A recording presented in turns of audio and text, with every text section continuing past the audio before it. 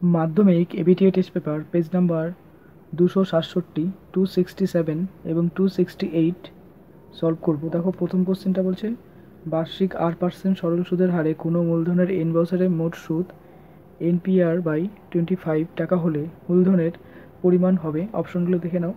চলো এই অঙ্কটা সলভ করি। এখানে সরল সুদের হার সেটা আর বলে দেওয়া আছে, তারপরে দেখো সময় n বলে দেওয়া আছে, আর মোট সুদ এটাও দেওয়া আছে NPR/25। তো কোশ্চেনটা বোঝো, এক্ষেত্রে মূলধনের পরিমাণটা বের করতে বলছে, অর্থাৎ আসল কত সেটা বের করতে বলছে।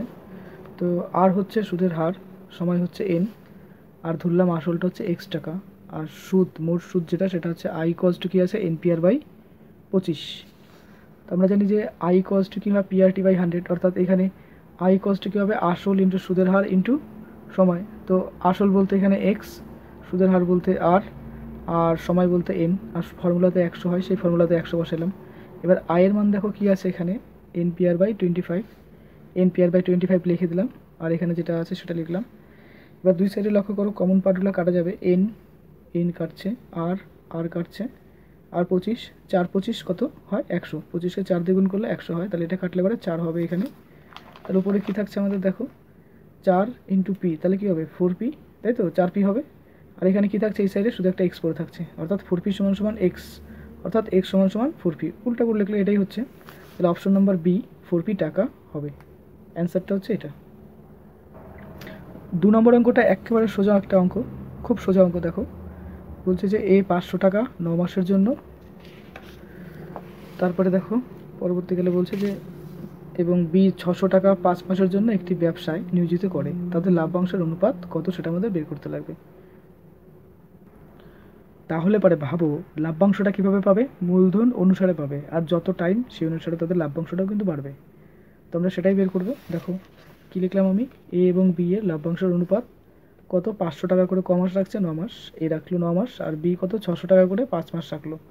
তাহলে কী করবো 500 × 9, এটা অনুপাত চিহ্ন, অনুপাত মানে হচ্ছে এরকম বাই হয়ে যায়, অর্থাৎ 600/600 × 5, এটা হচ্ছে আমাদের পরের পার্টটা। দুটো শূন্য কাটলাম, এদিকে চিন্তা করো 5 আর 5 কাটলাম, আর এদিকে 3 তিরিখে কত 9, 3 থাকবে, আর 3 2 6, এটা তাহলে উপরে আসছে কত কাটাকাটি করে 3, নিচে আসছে 2, অর্থাৎ 3/2। তাহলে অনুপাতটা কি হচ্ছে 3:2। তাহলে অপশন নাম্বার কোনটা হবে, এই নাম্বার অপশন, অর্থাৎ 3:2 হবে। এরপরে 3 নম্বর অঙ্কটা দেখো A + B √5 আছে, আর A - B আছে কত √3, হলে পরে A² + B² এর মান কত। এই অঙ্কটাও খুব সোজা অঙ্ক, চলো দেখি কীভাবে সলভ করি। তাহলে প্রথমত A + B এটা লিখে নিলাম √5, আর A - B যেটা আছে সেটা √3টা লিখে নিলাম। আমরা কি করব A² + B² এটা সমান কি লিখবো, half into A + B² plus A - B হোল²। এটা ভাবছো কীভাবে এলো, চলো দেখে নাও কীভাবে এলো এটা। দেখো হাফ ইন্টু কী আছে A + B² plus A - B হোল² যদি এটা করি, তাহলে এটা ফর্মুলাতে ভাঙো, তাহলে কী হবে A² + 2AB + B², আর এটা ভাঙলে কী হবে A² - 2AB + B², তাহলে এটা কেটে যাচ্ছে 2AB, আর এদিকে -2B কেটে গেল। তাহলে A কয়টা আছে, দুটো, 2² লিখলাম, B কয়টা আছে, দুটো, 2B² লিখলাম। তাহলে এখন 2 কমন নিয়ে বের করে নিলাম, দেখো দু ক্ষেত্রেই। তাহলে 2 কমন, অর্থাৎ 2/2 কাটাকাটি করলে কি আসবে, কিছুই না, অর্থাৎ এই ক্ষেত্রে A² + B²। তাহলে A² + B²কে আমরা এইভাবে লিখতে পারি, বুঝতে পারছো। এবার এটা এই ক্ষেত্রে কী করবো, এই যে লিখলাম, এবার এই মানগুলো তো দেওয়া আছে, A + B কত আছে 5, √5² লিখলাম, আবার A - B কত আছে √3² লিখলাম। তাহলে কী হবে, এটা রুটের বাইরে চলে যাবে স্কোয়ারের জন্য, অর্থাৎ এটা রুট মুক্ত হয়ে যাবে, অর্থাৎ এটা হবে 5, আর এটা হবে কত 3 লিখলাম। 5 আর 3 কত 8 লিখলাম, হাফ দিয়ে কাটলে কত হবে 4। তাহলে অপশন নাম্বার বি অর্থাৎ 4 উত্তরটি সঠিক। এরপরের কোশ্চেনটা দেখো বলছে যে অকেন্দ্রীয় বৃত্তের PQ একটি ব্যাস এবং PR এবং RQ হলে পরে PR = RQ হতে হবে, তাহলে পরে RPQ এর মান বের করতে লাগবে। অঙ্কটা খুবই সোজা, ভাবতে লাগবে, একটু ভেবে করো। তাহলে প্রথমত ছবিটা আঁকি, হ্যাঁ, এই একটা বৃত্ত নাম হচ্ছে ও। এবার দেখো বলছে যে PQ একটি ব্যাস, PQ ব্যাস মানে কি, এটা হচ্ছে একটা PQ ব্যাস, P দিলাম নাম, Q দিলাম নাম। এখানে একটা কোশ্চেনে দেখো পয়েন্ট বলছে যে আর এর মধ্যে সম্পর্ক কি, এটা যদি আর ধরি তাহলে PQ আর এই যে এটা, অর্থাৎ PR আর RQ, অর্থাৎ PR = RQ। দেখো এটা কন্ডিশন দিয়ে রাখছে, মানে এই দুটো সমান। এবার তুমি চিন্তা করো যদি এটা একটা কেন্দ্র হয়, তাহলে এরকম একটা ব্যাপার আসছে, এবার কি এটা একটা ব্যাসার্ধ, এটা একটা ব্যাসার্ধ, তাই কি না? তাহলে ব্যাসার্ধ দুটো সমান, একটা ত্রিভুজ একটা চতুর্ভুজ কি বলবো একটা বৃত্তের যে ব্যাসার্ধগুলো আসে সেগুলো সবই সমান, তাহলে এটাও সমান এটাও সমান, তাহলে এখানকার কোণ আর এখানকার কোণও কী হবে, সমান হবে, ঠিক তাই তো? তাহলে এই কোণটা আর এই কোণটা যদি সমান হয় তাহলে বাকি থাকলো এই কোণটা। তো এটা তো দেখে মনে হচ্ছে 90 ডিগ্রি, কারণ এই বাহুটা আবার এই বাহুটাও কি সমান কন্ডিশনে দিয়ে রাখছে, তাহলে এটা কি অবশ্যই 90 ডিগ্রি। বুঝতে পারছো? বুঝে বুঝে করো। তো এটা আর এটা থাকছে, একটা ত্রিভুজের ক্ষেত্রে 180 ডিগ্রি হচ্ছে তিনটা কোণের সমষ্টি, তার থেকে 90 ডিগ্রি যদি বাদ দেই তাহলে কি থাকছে আমাদের, বাকি 90 ডিগ্রি। এবার এই যে 90 ডিগ্রি আছে, এই 90 ডিগ্রি আবার দুইটা ডিস্ট্রিবিউশন হচ্ছে, মানে দুটো ভাগ হচ্ছে, আর এর ক্ষেত্রে আর পি এর ক্ষেত্রে, এই কিউ এর ক্ষেত্রে, তাই কি না? যেহেতু এটা আর এটা কি সমান বাহু, তাহলে কি 90কে আমরা 2 দিয়ে ভাগ করবো, তাই কি না? তাহলে আলটিমেটলি আমাদের ডিগ্রি কত আসছে, 45 ডিগ্রি। বুঝতে পারছো কি, তাই কি না?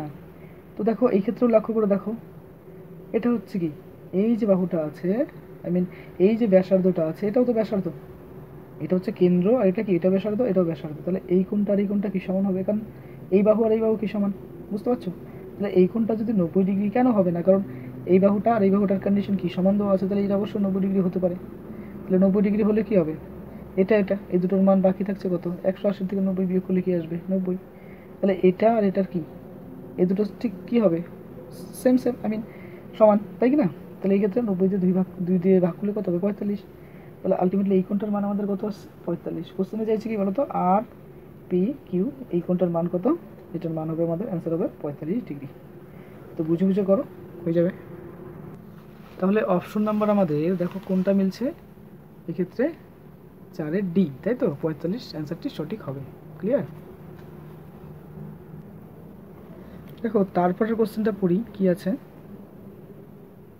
এবিসি কি বলছে যে এবিসি এবং ডিএফ ত্রিভুজে এ এবং ই 40 ডিগ্রি, তাই তো? আবার একটা কন্ডিশন দিচ্ছে যে তাদের দুটো বাহু অর্থাৎ এবি আর ইডি, সেটা আবার কি এসি এবং ইএফ এর এটার অনুপাত আর এটার অনুপাত সেম, এবং একটা কন্ডিশন আর একটা আছে, দেখো এফ এর মান হচ্ছে কত, 65 ডিগ্রি, তাহলে বি এর মান কত, এটা বের করতে লাগবে। তাহলে ছবি দুটো আঁকলাম, এবিসি একটা আঁকলাম আর ডিই এফ একটা আঁকলাম। এবার দেখো কন্ডিশনে আছে যে এ কোণ সমান সমান ই কোণ সমান সমান 40 ডিগ্রি, তার মানে এ কোণ কোনটা, এটা কি, বুঝতে পারছো? আর ই কোণ কোনটা দেখো তো, এই কোণ হচ্ছে এটা, তার মানে এই কোণ দুটো কিন্তু সমান বলে দিছে একটা কন্ডিশন। এবার লক্ষ্য করো, এবার কন্ডিশনগুলো আমরা লক্ষ্য করবো। দেখো এ বি মানে কি, এটা এ বি, তাই কি না, যেটা এ বি। আচ্ছা ইডি মানে কি, এটা হচ্ছে ইডি, তাই কি না? এটার সাথে কি আছে, এসি, এসি কোনটা, এসি, তার মানে এ বি আর এসির মধ্যে একটা সম্পর্ক পেলাম, এই দেখো এ বি এসি, তাই কি না? আবার দেখো আরেকটা সম্পর্ক কি পাচ্ছি, ইএফ মানে ইএফ, বুঝতে পারছো কি, ইএফ আর ইডি এই দুটোর মধ্যে কিন্তু একটা সম্পর্ক পাচ্ছি, ইডি আর ইএফ, দেখো এইভাবেই আছে, ইডি ইএফ আছে, তাই কি না? আর এবির সাথে এসি, তার মানে দুটো ত্রিভুজ কম্পেয়ার করলে কি আসছে আমাদের, এবির সাথে ইডি মানে এই এবি আর এই ত্রিভুজের ইডিটা, বুঝতে পারছো? ঠিক আছে, এরকম এই ত্রিভুজের এসি, এই ত্রিভুজের ইএফ, এটা। এবার দেখো কন্ডিশন আরেকটা দেওয়া আছে, এফ এর মান হচ্ছে 65, তাই তো? আবার এটার মান কত দেওয়া আছে, 40 ডিগ্রি, তাহলে কত হচ্ছে 40 ডিগ্রি। তাহলে ভাবো ত্রিভুজের তিনটা কোণের মান কত হয়, 180 ডিগ্রি, তাই কি না? 180 ডিগ্রির থেকে এটা বিয়োগ করবো, তাহলে কি হবে, 180 বিয়োগ কত হবে, 40 প্লাস 65, তাই কি না? তাহলে কত আসছে আমাদের এদিকে, 180 মাইনাস 105, তাহলে কত আসছে, 75 ডিগ্রি। তাহলে 75 ডিগ্রি কিন্তু এই কোণটার মান, তাই কি না? বুঝতে পারছো? এবার কোশ্চেন আমাদের চাইছে কি, বি কোণের মান কত।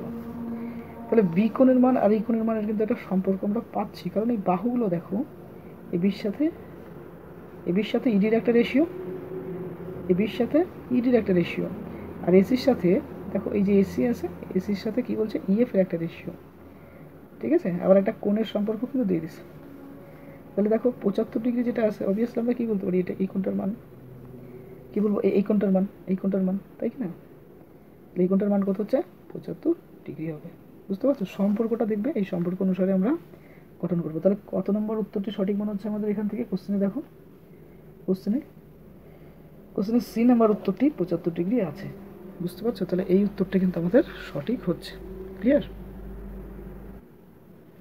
এর পরের কোশ্চেনটা দেখো, বলছে যে একটি নিরেট গোলকের বক্রতলের ক্ষেত্রফল ও 3 গুণ আয়তনের সাংখ্যমান সমান হলে গোলকটির ব্যাসার্ধের দৈর্ঘ্য কত। তার মানে ভালো করে বোঝো, নিরেট গোলকের বক্রতলের ক্ষেত্রফল, বক্রতল মানে কি হয় 4πr², তাই কি না? আর 3 গুণ আয়তনের সংখ্যামান, আয়তন কত হয় 4/3πr³, তাই তো? এটা বলছে 3 দিয়ে গুণ করতে বলছে, তাই তো? 3 গুণ, এটা কি সমান, তার মানে কন্ডিশনটা হচ্ছে এরকম, গোলকের বক্রতলের ক্ষেত্রফল সমান সমান 3 গুণ তার আয়তন, অর্থাৎ গোলকের আয়তন। কিন্তু এখানে আমি শর্টকাটে লিখছি 3 ইন্টু গোলকের আয়তন। এবার গোলকের বক্রতল মানে কি 4πr², আর 3 গুণ আয়তন বলতে 3 ইন্টু 4/3πr³ হলো। এবার দেখো 4πr² লিখলাম আর এটা লিখলাম, এটাকে আমি আরটাকে 3 আছে তো এটাকে ভেঙে 2 করলাম, অর্থাৎ r² ইন্টু আর। আর এই তিনটা কি কেটে যাচ্ছে, ঠিক না? তাহলে আমাদের থাকছে কি, দেখো এটাও কিন্তু কেটে যাচ্ছে, উভয় দিকে সমান আছে। তাহলে এখানে কাটাকাটি করে কি আসছে 1 লিখলাম, এর দিকে কি পড়ে থাকলো r, তাহলে r সমান সমান 1 একক। তাহলে এই নাম্বার উত্তরটি সঠিক। ঠিক আছে,